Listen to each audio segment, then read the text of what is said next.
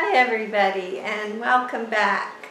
We're just going to do a quick little video about some updates and some news from the comment section, and we'll get started, and thank you for joining me. Okay, let's see. First we have a new, I was trying to make some hanging pots for my pot rack.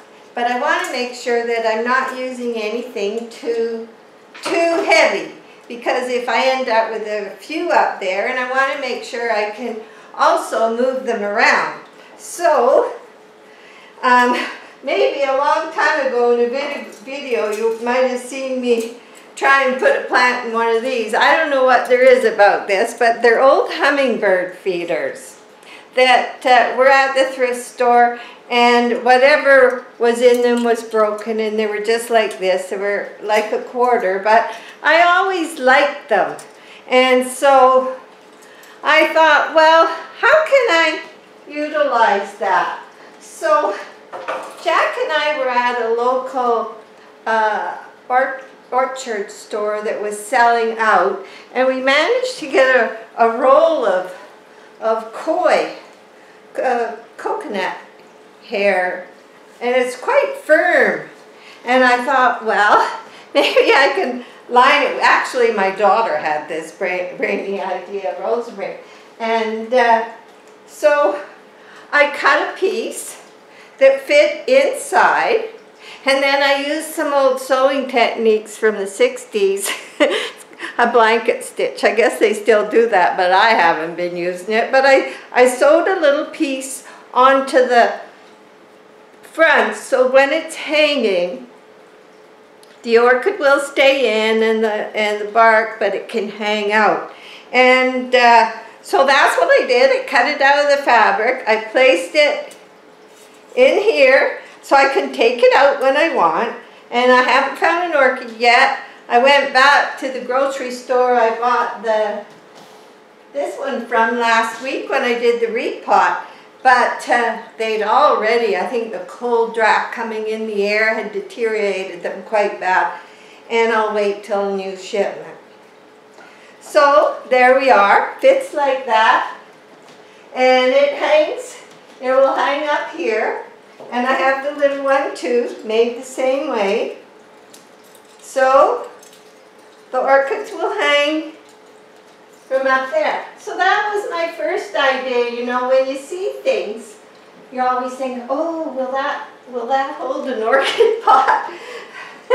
Jack does it too. So anyway, we did that. So that's one thing I wanted to talk about. And if you can see, all my misters, I've made little stands. The stand that comes with the little misters is usually something like this, and it goes rusty, which isn't good for the water. So I've slowly made little stands, and then I can put an orchid. All my misters have a little plate and another plant on top of it, like this one here. So if I was to take, this is Lemon Surprise. We repotted her a couple weeks ago or more now. She's still in bloom, never hurt her. If you don't have to cut too many of the roots off, you're probably okay. So I'll unplug this and I'll show you what I did. Okay. Now, we were in the thrift store quite some time ago. There's my cloth. I'm always dripping stuff all over. So these were there's an old lamp you can pick up for next to nothing. People have them. They're actually plastic or something, but they're off of chandeliers. And I've unscrewed the little screws that were in the very ends. Jack had to cut this one. For my big homemade bowls, I was able to leave them full length. And I like the big bowls better than, say, this size, because they hold water longer. They're not as messy, maybe. But anyway, so we had to Jack cut the top off of these to make it smaller. because the mister is here, and if you have something too close to the mister, the fog won't come out. And if you have it too high up, it'll spray all over. So I measured it by the size of the one that was in there. And this is just a little tea light thing you can pick up everywhere. And it was a round one. I was a little worried it wouldn't work. But I used silicone and siliconed it on, and it's fine. And it will not rust. It won't create anything in the water. And you just pick up your little mister and you put it in there. And I was looking for a little saucer just to lay on top, like my other ones have little saucers. And I couldn't find one, but just for today I thought, well, you see then usually what I do is plants that I'm babying a little, then I put them on top and they get mist all around them. I love the foggy misting bowls, especially the homemade ones. They're very good. So that was the other thing. And in the back over here is the flower I cut off last video. It's still fine. Now I've done a little research, and apparently if you put in your vase, you wash your vase out, apparently if you put a drop of bleach and a drop of lemon juice, the flowers last longer, and I haven't done it. This is just clear water. 2 flowers had fell since I last put it in, but the flowers were starting to fall anyway, so I think, uh-oh. Maggie, come here. Come here. Come here. Hey, come.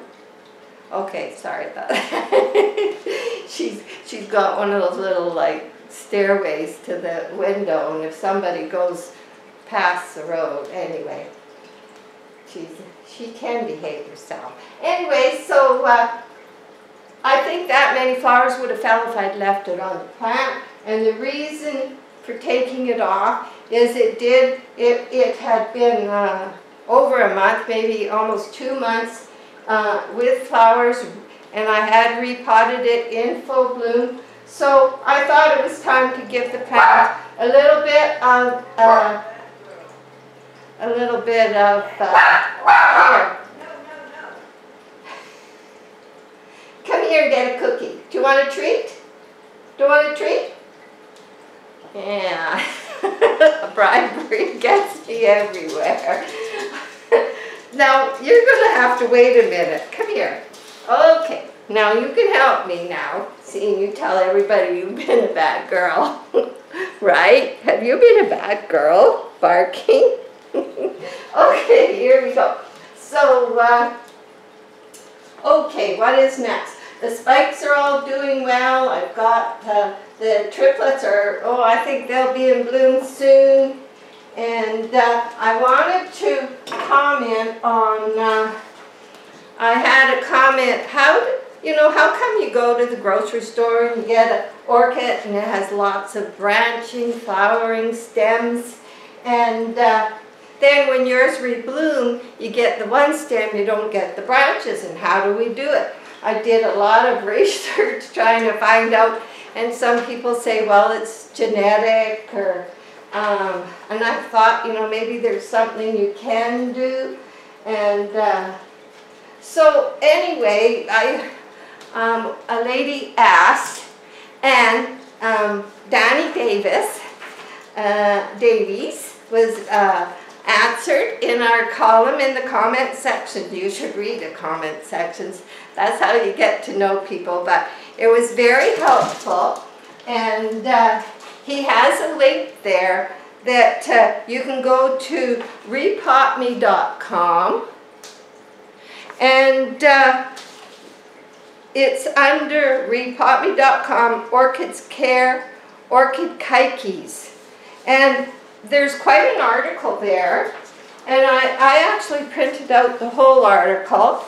But if you scan down through all the material, starts out with just Orchid Kikes, you get to a part where it says, producing flower spikes, extra flowering spikes. And branching, there's a lot of information to be on there, and we thank him for that because we're going to read it. I have a keiki, but I never used keiki growing cream for that one. I had, it had flowered, I'd cut it off and tried to get another bloom on that one because it was healthy. And what it did was give me a keiki. So that's how I got this keiki. It's on a stem I cut off just below the last flowering node. So there, and there's a little catch up, and I wanted to show you what's happening with the Cymbidiums. Okay, something is still happening. I think they must be flower spikes. Whoops, they're getting bigger. They're getting bigger. They're a different color. I remember when the new growth came, it was more green and fan-shaped than what those are looking to be. And I've never had Cymbidiums before, and boy, they were outside through all that heat, and I'm surprised to see anything. So, where's the other one? Oh, it's over there. Okay.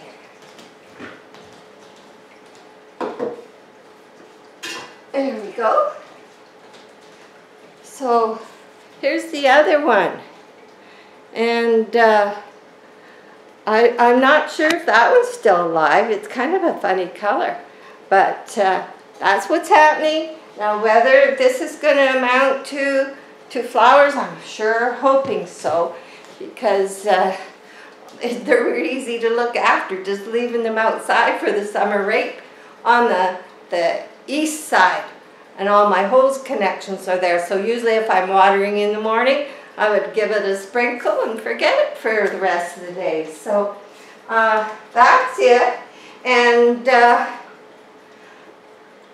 I'm going to put this video up, and shortly following it will be a quick trip to the greenhouse video of what's happening in there. And thank you for your subscriptions and commenting. I love the comments. Do not be afraid. I love answering them and getting to know you all a lot better. And Maggie said she's sorry. Aren't you, Maggie? Yeah, she's sorry for all the noise. And we'll see you again soon.